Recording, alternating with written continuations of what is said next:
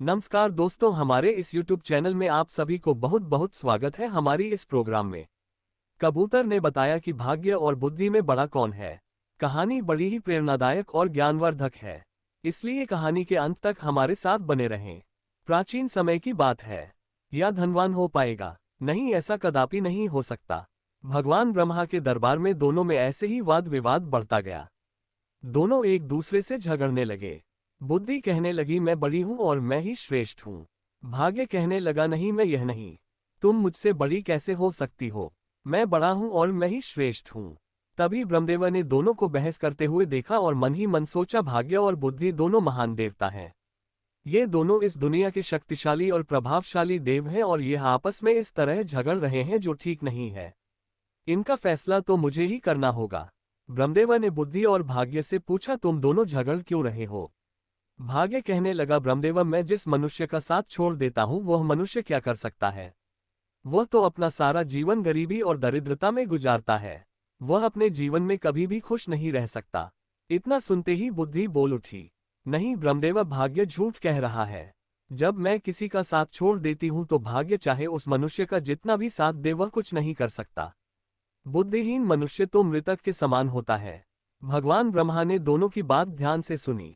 उनकी बात सुनकर ब्रह्मदेव मन ही मन सोचने लगे, इन दोनों की समस्या तो बहुत गंभीर है। इसका फैसला कैसे किया जाए?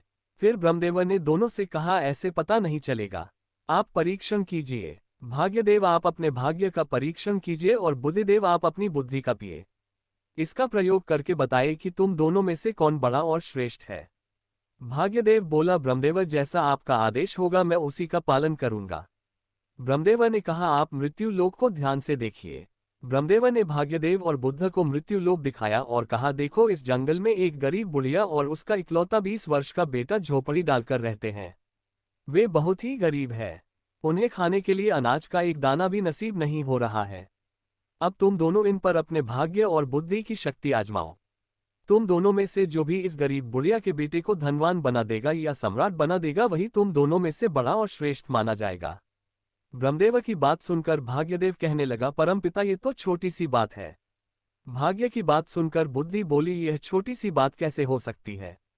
जब तक मैं उसका साथ नहीं दूंगी तुम इसे कभी राजा नहीं बना सकते, सम्राट नहीं बना सकते। भाग्य ने कहा, बुद्धि तुम नहीं जानती, अगर मैं उसका साथ दूंगा तो इसे राजा ही नहीं बल्कि एक महान सम्राट बनाऊंगा।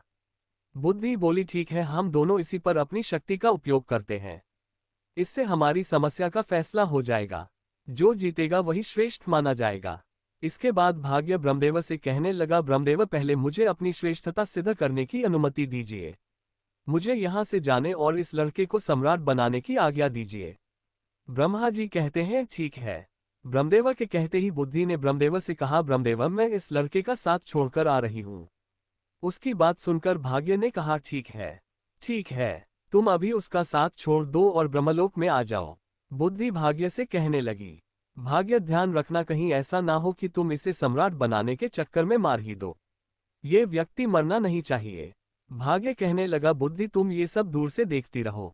आज तुम्हारी हार निश्चित है क्योंकि मैं ही तुमसे ज्यादा शक्तिशाली और बलवान हूँ।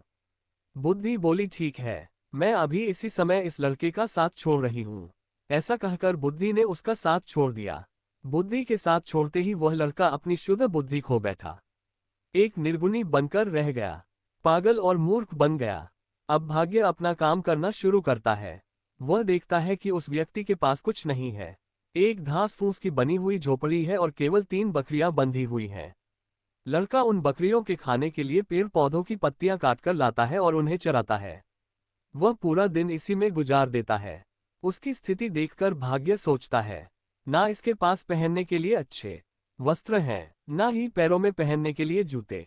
अब मैं इसका साथ दे रहा हूं और इसे राजा बनाकर रहूंगा। भाग्य ने पासा पलटा। जिस रास्ते से वह चरवाहा निकल रहा था उसी रास्ते में भाग्य ने एक सुंदर सोने के जूतों की जोड़ी रख दी। लड़के का ध्यान उन जूतों पर गया, पर वह उन्हें पहचान नहीं पाया कि यह सोने के जूते हैं। उसे तो बस पैरों में पहनने के लिए जूते चाहिए थे, इसलिए उसने वे सोने के जूते पहन लिए और सोचने लगा, चलो जूते तो मिल गए, इससे मेरा बहुत समय का काम चल जाएगा। अब जंगल से चारा लाते और बकरियों को चराते समय मेरे पैरों में कांटे नहीं लगेंगे। उन जूतों को पहनकर वह अपने घर आ जाता है। प्रतिदिन उसकी यही दिनचर्या चलती रही।